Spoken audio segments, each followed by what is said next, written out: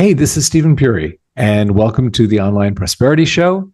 We have an interesting episode for you that talks about focus and how to do the great things of which you are capable.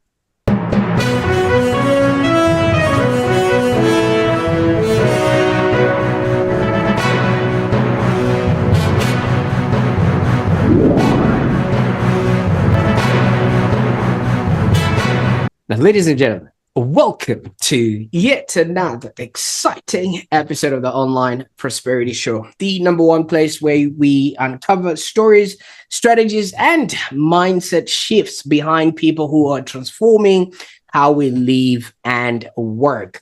I'm your host, Prosper Taruvinga, and if you've ever felt overwhelmed, distracted, or stuck, maybe chasing productivity instead of peace, I think today's episode will speak right to you.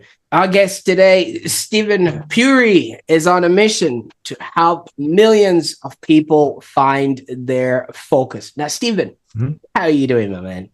It is very nice to be here. I just got out of yoga. I'm in a great mood. Absolutely. Well, I love how calm you are because I'm literally shaking in my boots because I've never met somebody who is well accomplished as you are and so zen. That is very sweet of you to say. It's also daytime for you. It's evening for me, so it's so tranquil here. Everyone's going to bed. It's great. Absolutely. Well, I hope we maintain that tranquil, and keep you in your Zen mode because, hey, who wants the chaos and everything else that happens in life these days? So, we'll leave that at bay. Now, for those that are tuning in right now, you might be wondering, obviously, yes, it is the Steven Puri that you know, the person who's on a mission to help millions of people find their focus, achieve more, live healthier, happier lives through the Sukha company. Now, from creating Oscar-winning visual effects in Independence Day to producing blockbusters like Die Hard, Wolverine, and Transformers, Steven... As a studio executive. On those, I was the studio executive, not the producer. Let's just be clear. Absolutely. I was the evil suit at Fox. There I am. You know what I'm actually going to do, Steven? I'm going to go on my Netflix and tag all those videos so that they are on my home screen. And I'll be like, I've spoken. Okay. I can give you a list of better movies to watch, but we'll go with those for now. Absolutely. Well, if my wife decides that it's time to take the garbage out, I'll just be showing her, if you watch these movies, I've literally been in the presence of greatness. All right. So I don't think I'm the type of person that you should be bossing around. So I hope that works. Yes, that would be a very great use of those movies. Okay. I'm in. So for those that are tuning in, Steven's career obviously just reads like a movie script, which obviously we're going to be going into what he's doing throughout all of this. But behind all this glamour, he's actually discovered something deeper. I was talking to him earlier. We were discussing things that I'm hoping he's going to share a little bit later on with us. But it's all about success. Success without inner peace isn't really success at all. There's a lot of people that are wondering generalities out there that are just spraying and praying with either their marketing and they're literally going nowhere fast. And from what I can see, so many of us are winning the race to the bottom because there's not that inner peace that we should actually have. So now he's on a mission to teach the world how to enter flow states and build focus sustainably. And let's be honest, I mean, when a guy who's worked with aliens, superheroes, and Hollywood execs that's telling you to slow down and breathe. And humans, the hardest part of all, working with humans and dogs. I think we should listen. So I encourage you to grab your notepad or chai or whatever keeps you centered.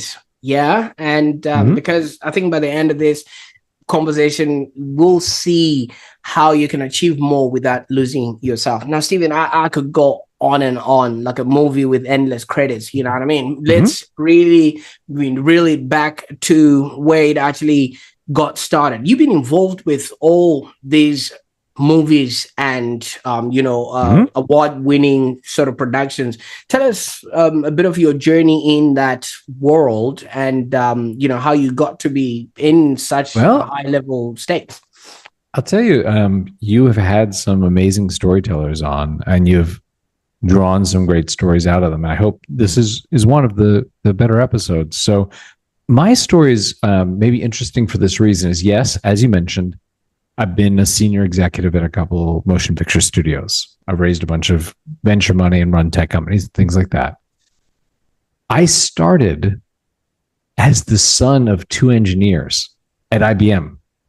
My mom was a software engineer. My father, a hardware engineer, designed logic chips, CPUs. And so when I was little, it's like if your mom's a great ice skater, you probably learned how to ice skate, right? So I knew how to code, and I would go with my mom to the computing center and submit jobs, do that sort of thing. It was really interesting to me. So when I went to USC, you mentioned I was a scholar. I was an IBM Watson scholar. And part of that scholarship guaranteed me a job if I wanted it anytime. So I took them up on it, and I made money as a junior software engineer while I was in college, which is a nice way to make, money on the side. That led to a very lucky event in my life, which is I was going to USC. A lot of my friends were in the cinema TV school because it is arguably, if not the best, one of the top 3 cinema TV schools in the world, right? So a bunch of my friends were in cinema TV and started talking a lot about film. I also knew engineering. Guess what happened while I was in LA? Film became digital. Computers became powerful enough to manipulate film. So you had non-linear editing systems like Avid, you had Pro Tools for audio, and you had like Silicon Graphics equipment, because suddenly you do all these digital effects. You could do them in the computer, and it opened up a whole world. So I was very lucky in that suddenly there was a need, there was demand for people who could speak engineer like I could, but also speak creative, which I could. That is how I got into film. It was not a plan. It was not, I'm going to be a filmmaker. I'm going to be a studio executive, right? It was, I was there, and I kind of fell into it by working at this film trailer company, and then working at this digital effects house. So I did about 14 movies. Worked on True Lies, I worked on Seven, worked on Braveheart, a whole bunch of stuff. And I happened to produce the digital effects for Independence Day. And we won the Academy Award for the visual effects, which, there are 1,000 people responsible for that. And I don't want to take credit for it, but being part of that team was great for my career. And Roland Emmerich and Dean Devlin, who are the director, producer, writers of Independence Day, the 3 of us got along very well. So we started a company together called Centropolis Effects. It was the first company I founded in my mid-20s.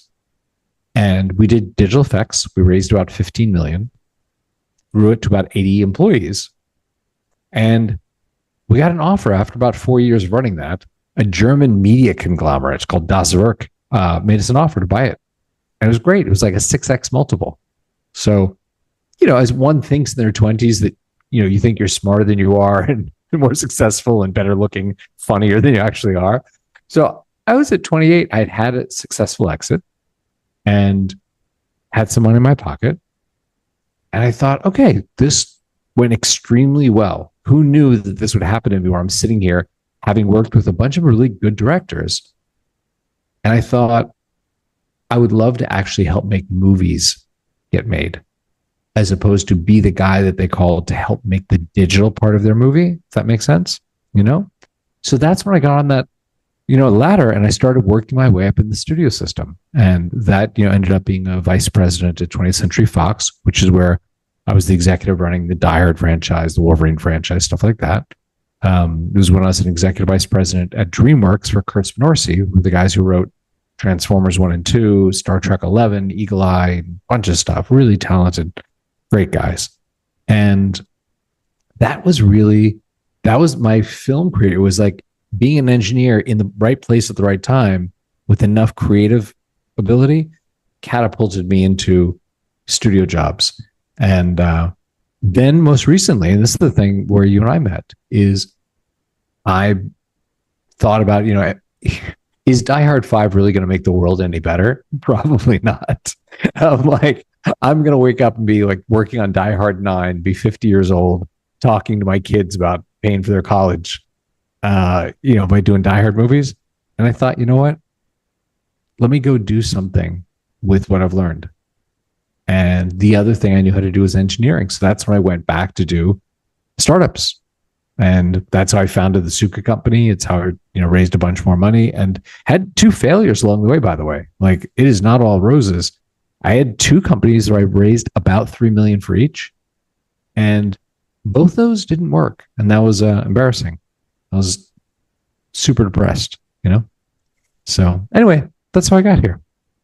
Really, and thank you so much for opening us up with that. Mm-hmm. And let's go back again to, obviously where it all started. You started us off in a household of 2 engineers, and obviously you were the son who couldn't escape. Like they say, the apple doesn't escape far from the tree. True. Yes.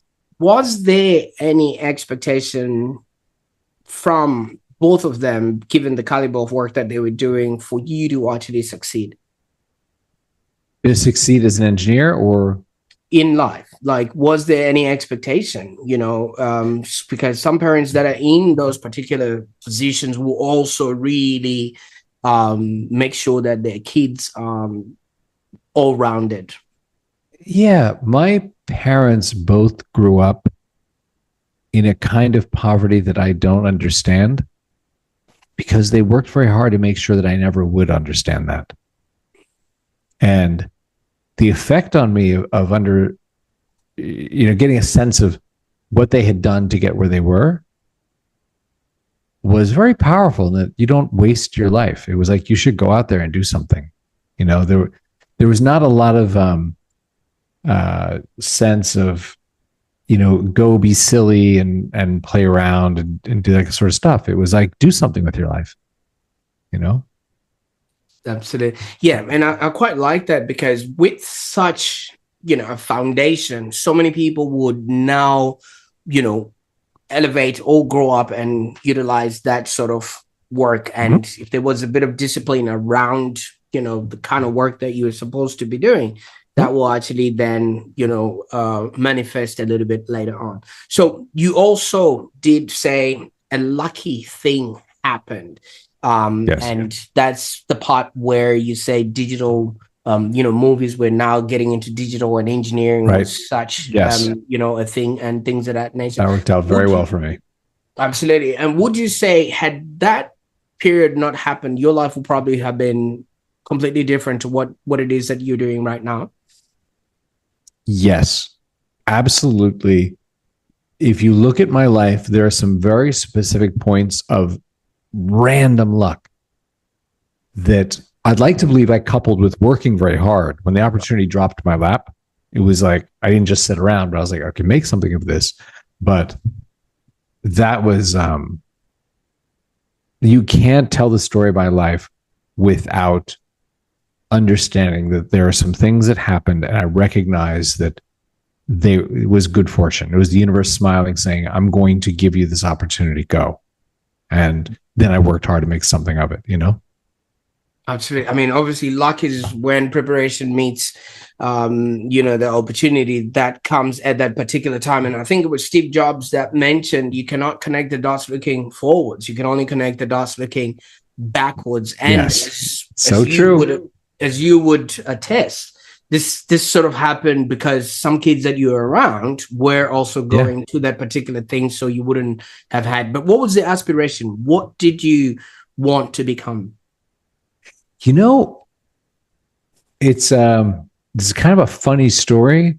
When I was little, and we were in Northern Virginia, just outside Washington, D.C.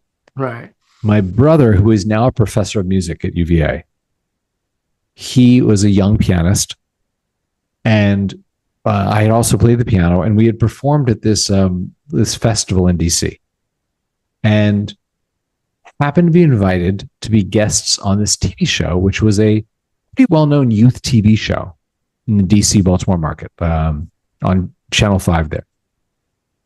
And when I was there, one of the talent scouts said, "Oh, would you want to be on the show? Would you want to be one of the newscasters, interviewers?" Because the sort of the shtick of the show was there were 4 newscaster interviewers that were all high schoolers, and it was a show for youth. It was like a news show specifically made, produced by young people, but it was on the Fox, the Metro Media station, right? So I auditioned. I happened to get one of the newscaster spots. So I did that for about a year and a half while I was in high school. And it was super fun, which is how USC found me and said, "Oh, if you want to be a journalist, we have a great journalism school." So I was doing my work at IBM, to make money. I was pursuing a journalism degree at USC. And then, as we were talking about, was around a lot of friends in the dorm who were hoping to be the next Spielberg or Lucas or Scorsese, or Cameron. And that definitely affected me. And then when that opportunity opened up to say, "Oh, we need someone who can be creative, but also understands engineering," my career just took off. So I wasn't planning on this. To answer your question, I thought I'd probably be a journalist. And I ended up working in film, storytelling, fictional stories instead of, nonfiction. Absolutely, but there's an element of storytelling there, and capturing some sort of audience and creating for and relating to that person, because people only listen to what they pay attention to. And I viscerally believe there's a link in there. We'll probably get to it. Now, when you started doing the CGI stuff, on Independence Day, that was just one big movie for you to sort of start with. Did you start small, or did you just go straight into the big leagues?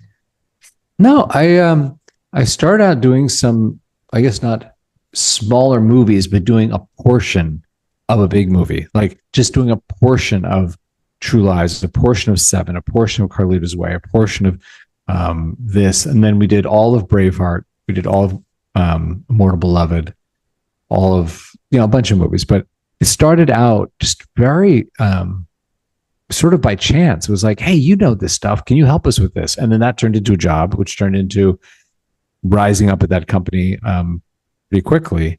And then, Independence Day was definitely the most high profile experience. And we won the Academy Award. So it's a pretty high profile thing that I did. And it helped us raise the money. When I started that company with Roland and Dean, your last film won an Academy Award for visual effects. People trust you that you know how to make a visual effect, Absolutely.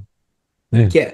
The interesting thing about it is, like right now we're creating this podcast, and if it's probably going to be the best thing that was ever produced. Right now, we don't know. We're just giving our all to what we can in this particular sort of moment. So when you were producing the CGI for Independence Day, obviously the Oscar was not dangling there, but maybe you guys sort of had an incline. I will tell you something. It's funny you ask this. You bring this up, but I'm going to tell you a little insight that people don't understand about the Academy Awards, right?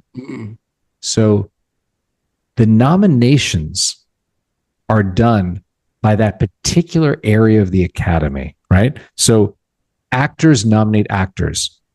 Visual effects specialists choose the nominated films. But the entire membership of the Academy then picks the winner. So why is this important? It's interesting that you have people who are experts in that area say these are the best examples of costume design, of visual effects, of music, of sound effects, right? This year. But when you get to the actual voting of the winner, it's very often a popularity contest, because the people in the general academy are not necessarily experts in sound design, in scoring, in visual effects. So I will tell you this, the year that we won, yes, what we did was a pretty great achievement. But I will tell you, some of the films that were also nominated were incredible in terms of what they did technically. But I think we won because our movie was such a huge, at the time it came out, it was the 3rd highest grossing movie in film history. So there was an element of, we got the popular vote in the last round. Does that make sense? Oh, it makes a lot of sense. It actually explains what you were trying to tell me when you rocked up on the podcast today, that when you were looking for a podcast to jump onto, you asked people specifically what Mhm. shows they've been listening to and where they're Yep. going to. And then you made an executive decision that, I'm going to pick these ones here, and here we are.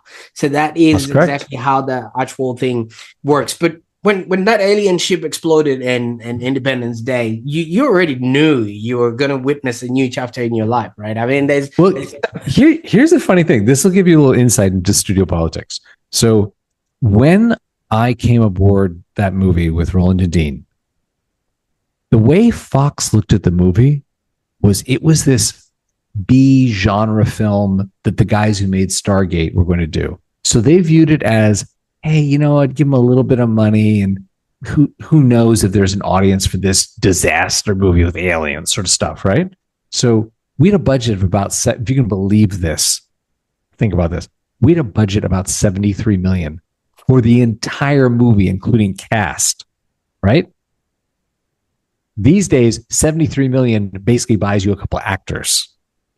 So that was our entire movie, above the line, below the line, prep, script, production, post-production, everything. So we had an experience where we were shooting over, Howard Hughes has these, or used to have these aircraft hangars over in West LA. They were abandoned. That was all we could afford. We shot in abandoned aircraft. This is not like sound stages on the Warner Brothers lot with scented water being brought to you. We were in the dregs. And we would ask for stuff. Hey, Prosper, you know what? We really need some pencils. And Fox would say, okay, fill out this form in triplicate for your pencil. Fill it out, send it in. A month later, Prosper, do you think the pencils? Can we get the pencils? And you'd be like, yeah, fill out this form again. We lost your last one. We're just like, oh my God. We're like, they don't care anything about us. And what you just said was a really interesting change in studio politics. We made that trailer where at the end of the trailer, the destroyer has that beam that comes down and blows up the White House, right? Yes. That trailer tested so well that weekend. On Monday, we got a call, an incoming call from Fox, not me calling saying, can we have the pencils? Fox called us and said, do you need anything? And we, of course, beaten down at this point, we're like, could we get those pencils? And they're like, no.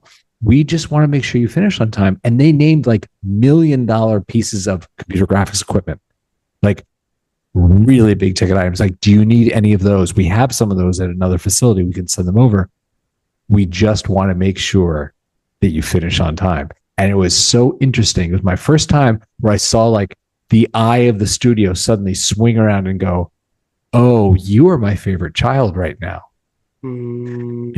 So later, being a studio executive at Fox, which is so ironic, I saw that from the other side, where just one day something happens and the chairman of the studio goes, this is going to be the hit. Everybody, make sure this does not screw up. I want this for Christmas. And the whole studio just sort of swings and goes, Prosper, what do you need? Oh, absolutely. I mean, seriously, this is the part where we could actually just make an explosion, because if the budget, allowed for that in this particular podcast. But I was actually toying around with this, how do you feel being the main actor in actual Independence? Because that was Captain Steven, right? Will Smith had your name in. No, I'll tell you a funny thing though. Did you ever see Star Trek, the first one with Chris Pine and Zach Quinto?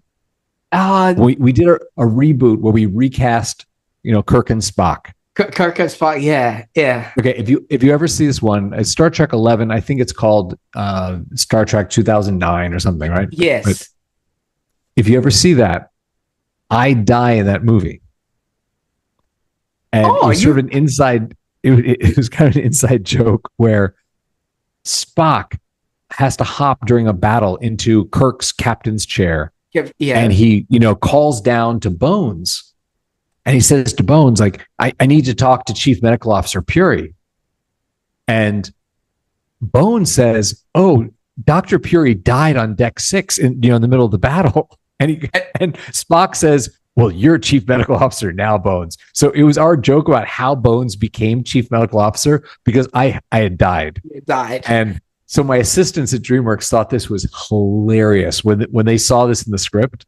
So they took down my plaque from my door at DreamWorks and they put up a plaque that is a Star Trek logo and it says Steven T. Puri, MD, Deck 6. And the joke was that Deck 6 was the Lido deck.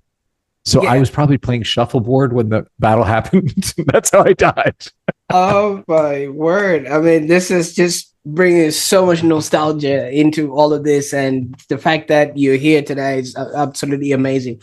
But kind of funny. Yeah. I know that Hollywood sort of runs on caffeine, chaos, scandals, and everything else, you know, that comes along with it. What made you then step away from that sort of environment and start building something focused on calm, clarity, and flow? I'll tell you, it was really Die Hard 5.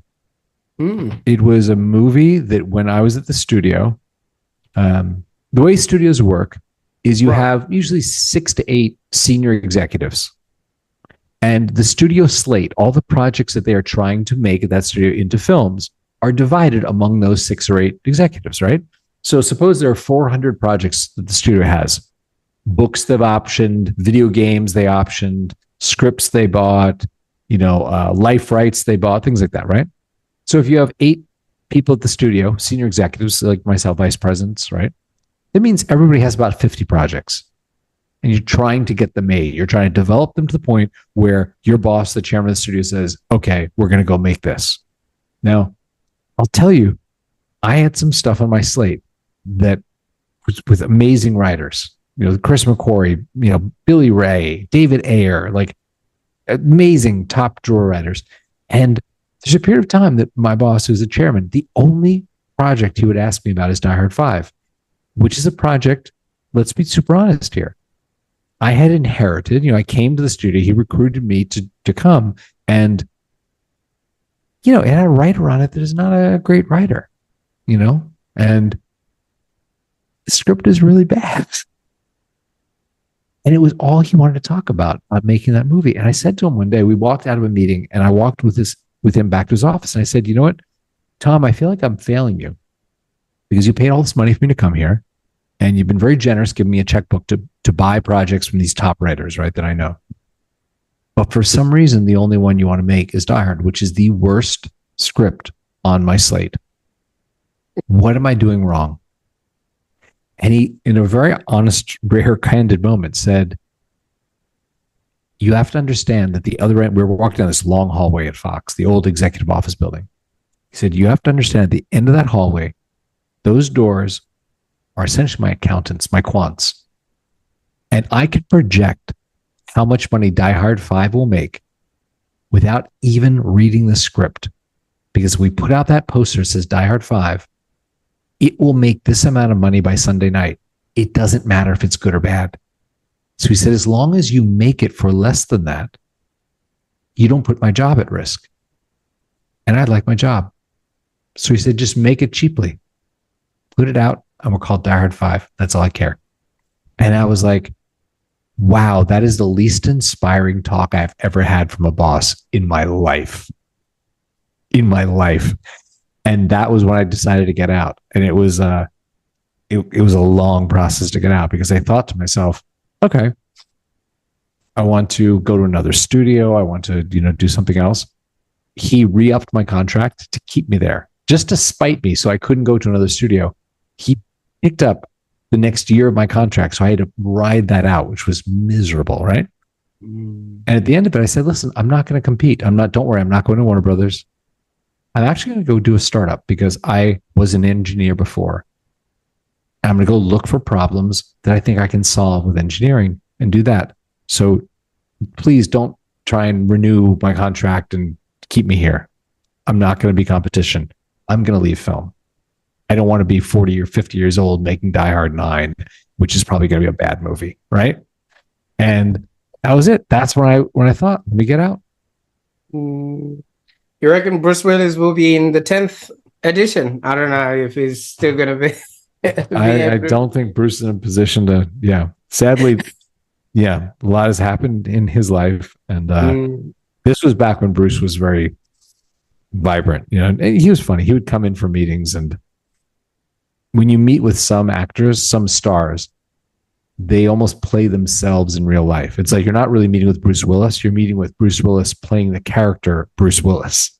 And it's a great level of affectation in that.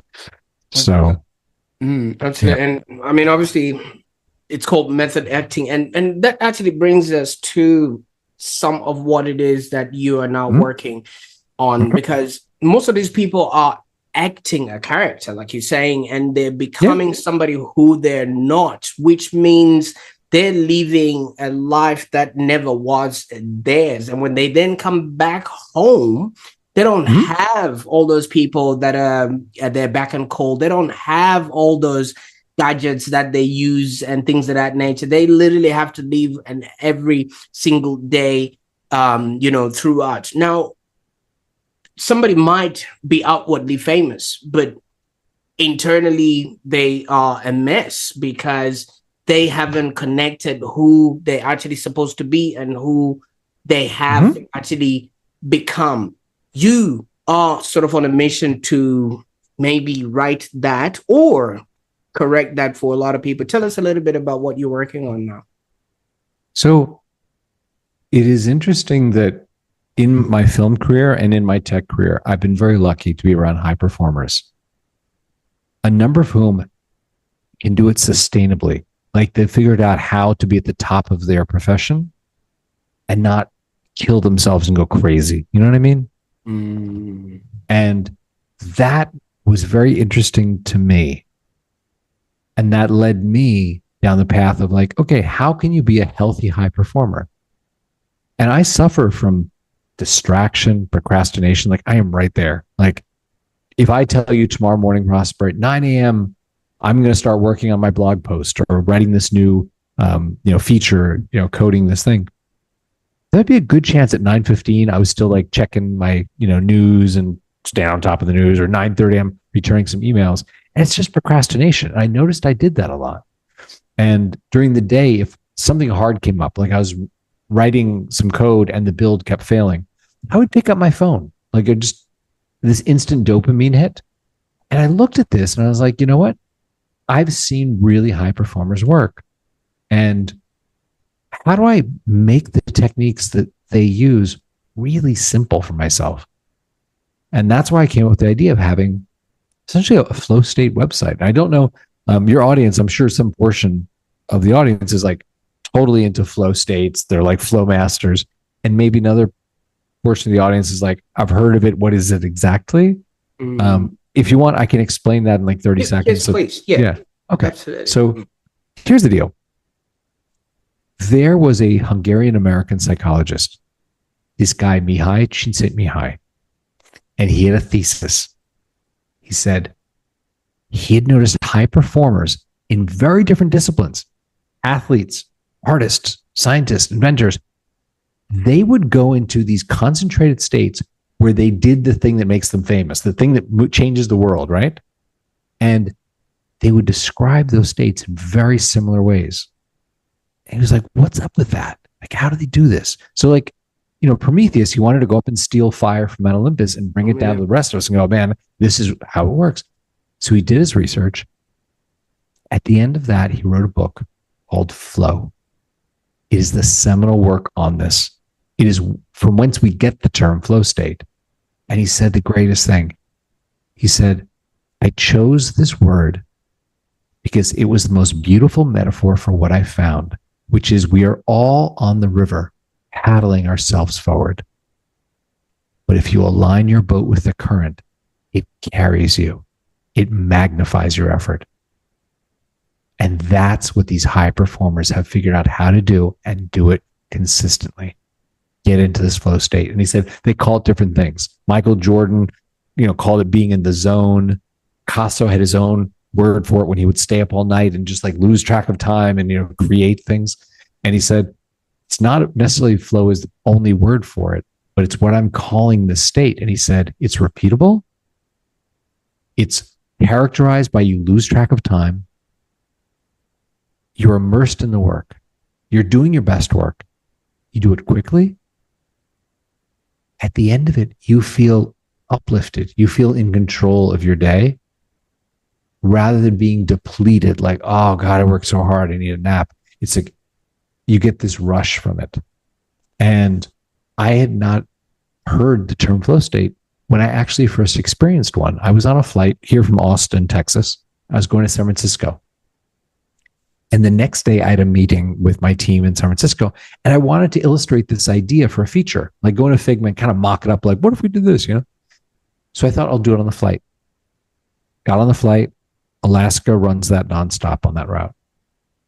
Captain's like, sorry, kids, the Wi-Fi's out, blah, right? We take off. I start doing my little work. Like 15 minutes later, we start descending. And I think we're in Dallas, Texas. Like something bad happened and like we took off, we're landing. Hydraulic system failed, engine fell off. They're going to tell us what bad thing happened when we're on the ground. And I looked at the clock on my computer and over 2 hours and 40 minutes had gone by. I had no concept of that. I couldn't tell you if the drink cart came by. I couldn't tell you the name of the guy in the seat next to me. But my designs were done. And I liked them. And I didn't have to do the thing. If you've ever done this, like run through the hotel lobby, grab a sandwich, go up to the room and try and finish for the next day. I was done. I felt in control. And it was a really new feeling for me. And later I realized, oh my God, this guy has written about this state. People practice it all the time. It was just new to me. And that, to answer your question, is what I spend my time doing now, is spreading this knowledge of like, there is a great way to produce your best work in less time and feel healthy. That's why I created the website, the Sukha company. It's why I talk a lot at universities and just to share this kind of knowledge. And thank you so much for sharing that. But the paradox of all of this is CGI in movies is there to grab your attention so that you don't even blink. That's right. Yep. Every frame is designed to keep you captivated so that you don't miss out on a thing. And yet you're now telling people to detach. To focus. Yeah. And visual effects it's an art form. I mean, the people who make that, the good ones, they have their practice.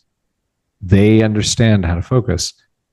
I do have a number of friends who work in social media, and that is a business that is built on stealing your life. That's a hard one. Oh, absolutely. And, so you've gone on and obviously built a business and a company around that, and Sukha actually means happiness from self-fulfillment. Now it does. Besides that airplane moment, is there a moment where you actually realize that your own success needed to come from within, not just what you were creating, on your screen, or the successes that you were having in business? Well, I've had failures in business too. And I'll tell you, when I left Fox, I did 2 small startups. I mentioned about 3 million each US, and neither of them worked. One got to about 60,000 monthly active users. And, it's not enough to raise a Series A and go on. And it was really hard for my ego to go from being a senior executive at a studio, which is kind of a prestigious job, to running a small company that failed. And I was miserable. Like when I would go to the grocery store or go to the dry cleaners in West Hollywood, bump into some friend who'd be like, oh, Steven, how's it going with your startup? I'm like, terribly. Like, I'm going to close it down. I feel like a failure. Like I was so depressed, and I moved to New York. I just got out of town. I didn't know how to deal with falling on my face so spectacularly and publicly. And the upside of that is I did meet my wife in New York. I was doing yoga and she was on the mat to my left. We are married. We're having a child in 3 weeks and 2 days. Wouldn't have happened without those failed companies, But right. That's, yeah, probably most important for me. Yeah.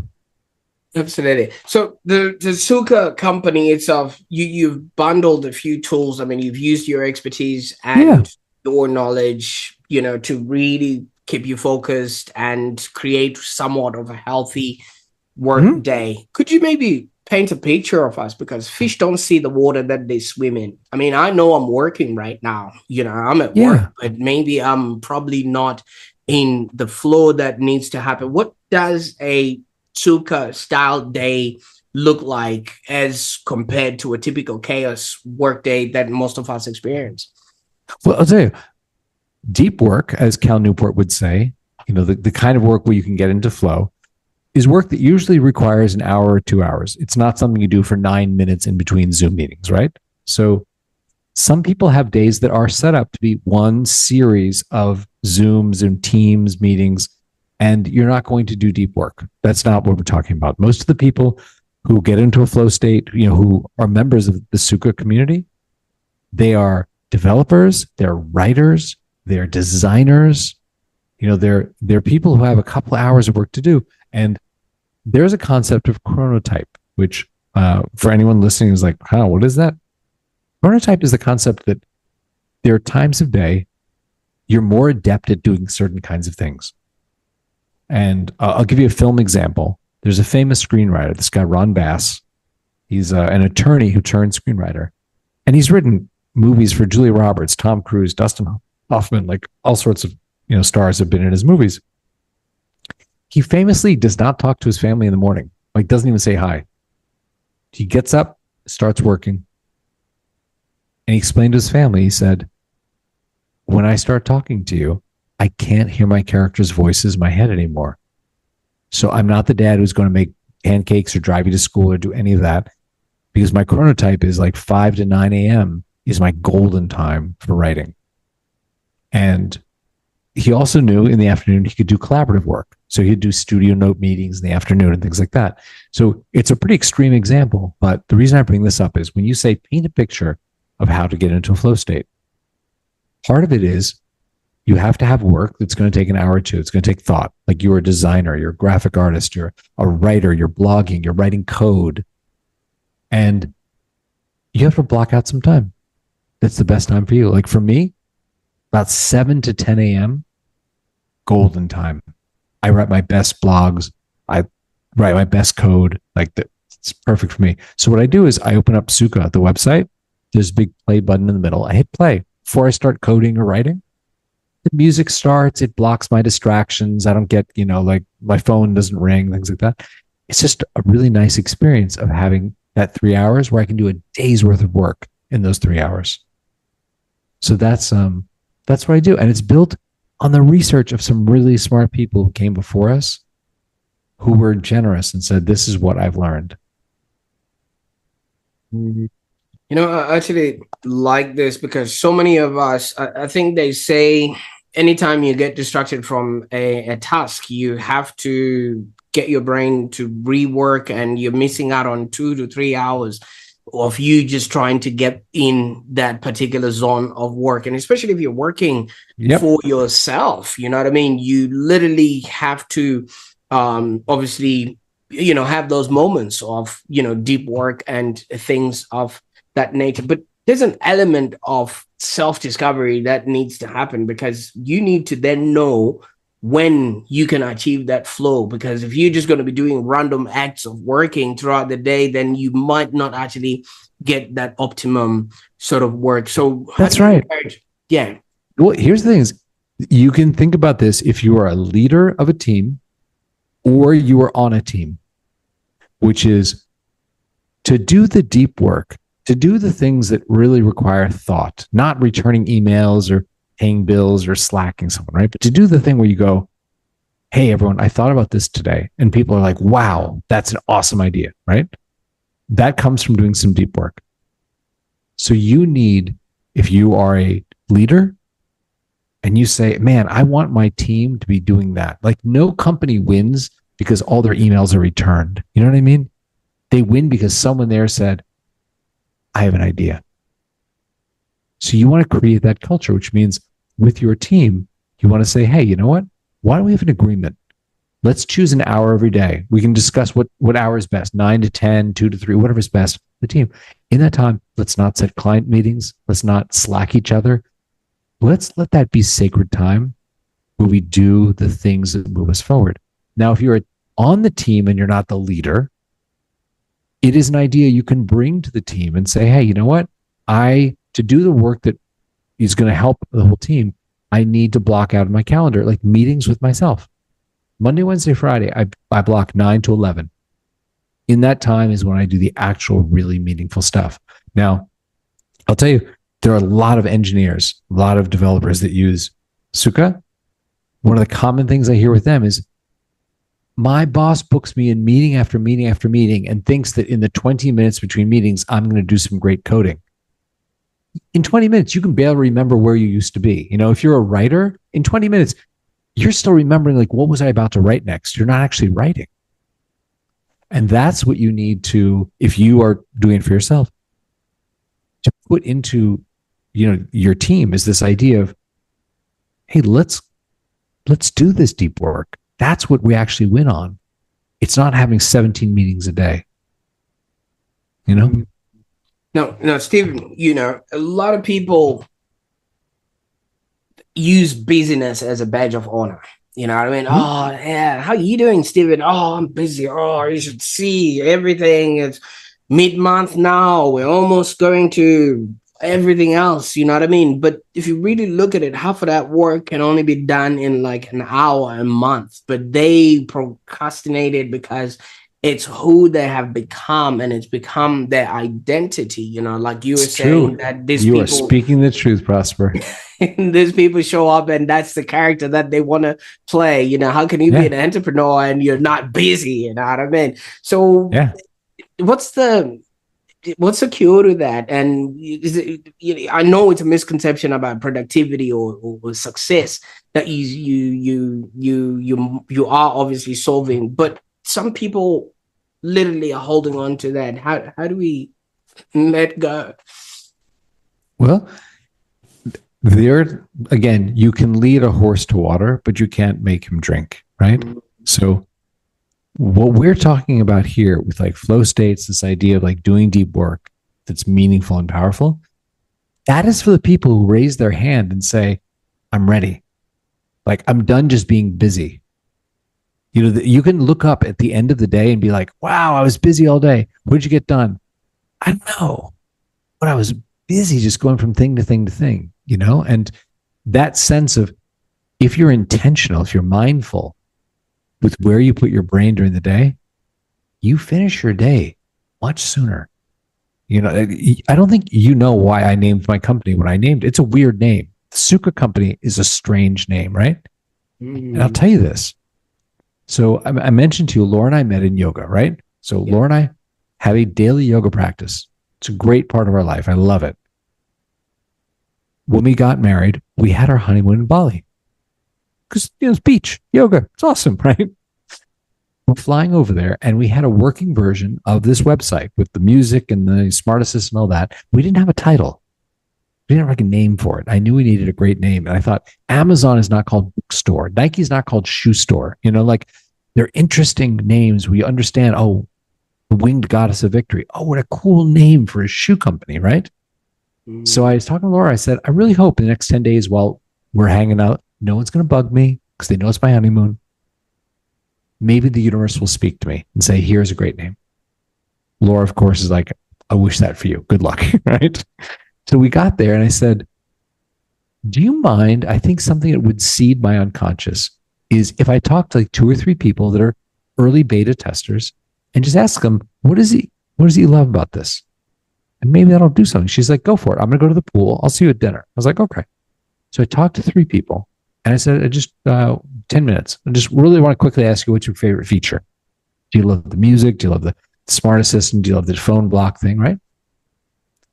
The third guy, I was wrapping up. I was like, hey, Prosper, I said 10 minutes. I want to respect your time. I'm going to let you go. Thank you. And he stopped me. And he said, Steven, you asked the wrong questions. I was like, okay, guy that I don't know that well. Like, what was the right question? What should I have asked? He said, you should have asked me why I pay you. And I was like, we charge $10 a month. It's not that much money. He said, go ahead. So I said, great. Okay. Why do you pay me? He said, I find the last year I have two kinds of days. At 3:00, I'm playing with my kids. They're currently 2 and 4. Or at 6:00, I'm like, where the hell did the day go? I was busy all day, but I didn't do the big things. He said, I realized the difference is that morning, did I hit play in your app? So I pay you because my kids are not going to be 2 and 4 forever. And I was like, okay, you're right. That is a way better question than what I asked. So I would go to dinner with Laura. I'm all excited. I'm like, I spoke to this guy. He really understands what I'm doing. He said this thing. And I explained this to her. So we're going to bed that night. And, you're on your honeymoon. You may remember, like the first night you're in your little spa robes, brushing your little teeth and all excited. We're in Bali. And she said to me, you know how you wanted the universe to speak to you? It did through that guy. What he's trying to tell you, what the universe is trying to tell you is he's interested in where this takes him, what this gives him in his life. So he's not at 6:00 saying, where did the day go? I was busy, but I did nothing. He wants to be playing with his kids. So it's not about the tool. It's about what it gives him in his life. She's like, you should call your company. It's that yoga concept of Sukha. When you're in your lane doing what you're meant to do and you're good at it. That's what your company should be. And I looked on my phone. The Sukha company website was available for $14 and I bought it. There you go. That's, I think, ultimately what we do is help people not get to that 6:00, like, oh, I'll have to get up early tomorrow to finish my work. Instead, be like, oh, I crushed it. Like, I'm in control of my life. Like that. And not only, obviously it puts people in focus and also really gets them to be present with who they are and who they're becoming, because so many people are just vicariously living through life and seeing life happening in front of them and things of that nature. Now, if somebody is probably thinking, wait a minute, this could be something that I need to try out or check out, where on the internet can they go to, Steven, for them to actually... that is a very sweet question. It is a website that is the Sukha, TheSukha.co for company, the Sukha company. And it's free for 7 days. No credit card, no funny business, no cancel or we're going to bill you. Tony and I built it. We don't collect a salary. We built it because we feel like people need this. So my happiest experience is the ones where I see people doing something great because they can focus. And it's available. Absolutely. You're literally giving people back to themselves, because if they're not utilizing that time, and especially that dad missing out on the kids growing up, and you're about to be one, you'll notice that there's a 3-week wait, right? And then the first 3 weeks is completely going to be different to the first 3 weeks. And it's all just, if you miss out on that, then, it's not going to, it's time you never get back. Now, you've clearly lived multiple lifetimes worth of careers. True. You've done the highest of the highest, and obviously I've been very lucky. Yes. From coding to cinema to now consciousness. And, when you look at everything that you've achieved and you've built, what does happiness from self-fulfillment now look like for you today? I'll tell you a story that makes me very happy. There is a guy who's a member of the Sukha, right? And this spring, I saw him post every day when you work. If you choose one thing that you finished, when you check off your tasks, you can share one thing per day into the group chat, right? And people see it. So people are like, oh, I finished my website. People talk about it. He posted into the group chat, and I've seen him in there a year or two, that he finished his dissertation. And people were like, hey, Roy, that's kind of like a big deal. You just sort of dropped in there, And he said, well, I'm a assistant vice principal at a high school in Missouri, the middle of America. He said, I've been working on my PhD in engineering. Got kids, I have a small window of like 60 to 90 minutes per night, and I really need to concentrate. So that is when I've been using Sukha to get the most out of that time. And he said, don't get too excited because I still have to defend my dissertation. Like in 2 weeks, I have to, go in front of the panel and whatever, right? Still. And yeah, it's pretty cool. So what's interesting is that weekend before the Monday that he said he had to go defend his dissertation, a number of people in the group chat that I know don't know him. They're in Spain, they're in Japan, or wherever. They were like, Roy, you got this, go, we're pulling for you, buddy. And it was really sweet to see a online supportive community, not a Twitter hate on each other fight community, not a TikTok sell garbage, but like people just pulling for him. So on Monday, nothing from Roy King, quiet to the point where people in the group chat were like, hey, anybody talk to Roy? How did it go? Did he like do his thing with the dissertation? Nothing. Tuesday morning, he logged in and he just wrote, you may now call me Dr. King. Oh. And people went nuts. Oh. That is why I do what I do. From moments like that. That is amazing, because in life, if you're not making anybody else's life better, then what's the whole point? Mm-hmm. And we're all here to live, to learn, and to contribute. And you've obviously lived your life through all the experiences that you've had, and you've learned how to actually harness all of that energy into flow. Now you're contributing, because all the people that are going to experience, first of all, you mentioned that son who's going to experience, their dad, those kids that are going to experience this now fully achieved PhD candidate. So it's just ripple effects after ripple effects. I can imagine the goosebumps out of that, because even though you touched lives on the movies that you did, I think this is your life's work. This is far more meaningful. I mean, people love talking about the movies with me when they figure out the movies I've worked on, either visual effects or being a studio executive or being anything on them. Like, they love talking about that. But I'll tell you, what I believe is that we all have something inside us. Maybe this is born of like yoga and the idea of dharma, right? But we all have something great inside us. And the question of this lifetime is, are you going to get it out or not? And there are a lot of forces in this world that want to make sure you don't. They want, as you said in this very podcast, they want to take your attention. They want to steal your life because they can sell it. They can sell that to advertisers, and they don't actually care if you ever write that great book or create that piece of art or create that company or that restaurant or that app or whatever it is that you have to contribute to the world. They don't care, because what they do care is, give me your life. I can monetize it. And I just want the people who say, you know what? I refuse to die with this inside me, to have a tool. So you know what they say, the richest place in the world is a graveyard, where books that were meant to be written, movies that were meant to be... Right, all the books. Yeah, it's a great expression. I love that expression, yeah. Now, I mean, obviously, finally, we could go on and on, you know what I mean? Every movie I know, this has been a long podcast. To... I'm sorry. Before we run out of tape, Steven.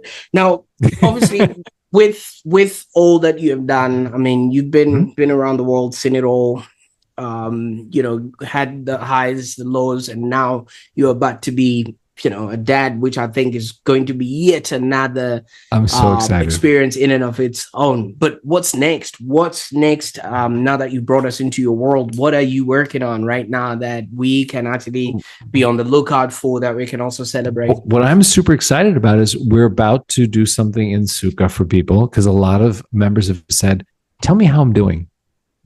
And we're launching what I call the morning after email, which is very much like Oura or Strava or, the Apple Watch or thing. Right. The day after you have a session, we give you some feedback so you can learn about how you work, so that hopefully tomorrow's session, you do a little better. So it's Here's what you got done. Here are the apps you spent your time in. Here's when you got distracted. Here's a timeline of your work. And then from that, having insights to say, you know what, Prosper, you write a lot of blog posts. You seem to write them best in these hours of the day and when you're listening to this kind of music. So when we're going to do that tomorrow, what about we do it at this time? And I'm going to find this playlist for you that seems to be really your jam that gets you in flow. And that, I think, is a really valuable thing, because then you're like, oh man, this is you're making my experience beautiful. So that's something that I was working on right before you and I got on this podcast. And I'm hoping we launch it tomorrow or maybe Wednesday. Oh, absolutely. Wow. That is something amazing, because if you know exactly when, how, what, or what to do, you're not going to be spending all your time trying to figure out things that you're not good at, or things that you don't do in the right time or in the right sequence. And so many people are going to be experiencing a lot of wins, because if you're doing it randomly, the wins are far and in between, and it just doesn't give you the momentum that will actually work. Oh my word. Now, Steven, I know we could go on and on talking about I know this has been a long one, but I can't thank you enough for what it is that you're doing. I mean, your life story and your experience and what you're now doing for other people are just phenomenal in the way that if you would have been somebody else, you would have been like, oh, you know what, I've done my part, fetal position. But now you're literally going out and giving back I'm trying. others. So thank you so much for the work that you're doing, man. I appreciate very much you having me on and this talk. And I hope if there's one person out there that's inspired, that it was worth it. It's worth doing this. Oh, don't worry. It doesn't need to go anywhere else. Even I'm inspired. I'm just looking at this. It's like I just recorded this for myself, but I really, really appreciate this. What an episode. I mean, for those that are watching right now, thank you so much. Obviously, I know it was quite captivating. Even I was drawn in by most of these moments and things of that nature. And I think Steven just reminded us that success isn't just about doing more. This whole act of busyness or badges of honor that we give ourselves, that I'm too busy doing X, Y, and Z, but it's about being more present while we actually do it, and I think you actually get more done while you're at it. So if you've ever felt the tug between maybe achievement and alignment, I think this conversation might actually have been the permission slip that you needed to literally slow down and focus on what really matters. And before you go, I encourage you to subscribe to the Online Prosperity Show so that you don't miss out on experts, like Steven, coming in to give us ideas to help us create a happier existence. And obviously, this is both personal and in your professions. And I also encourage you to share this episode with someone who might be stuck between trying to prove that they're busy, yet they're going nowhere. They might literally be winning the race to the bottom. And I bet if they just watch this video, they will get themselves out of hustle mode and rediscover the calm that they possibly can. And if you're finally ready to find your own version of Sukha, I encourage you to visit the sukha.co and start building a workday that actually fuels both your success and your sanity. Steven, once again, thank you so much, my man, for the journey that you shared with us today. Thank you to everyone for listening. Absolutely. Bye for now.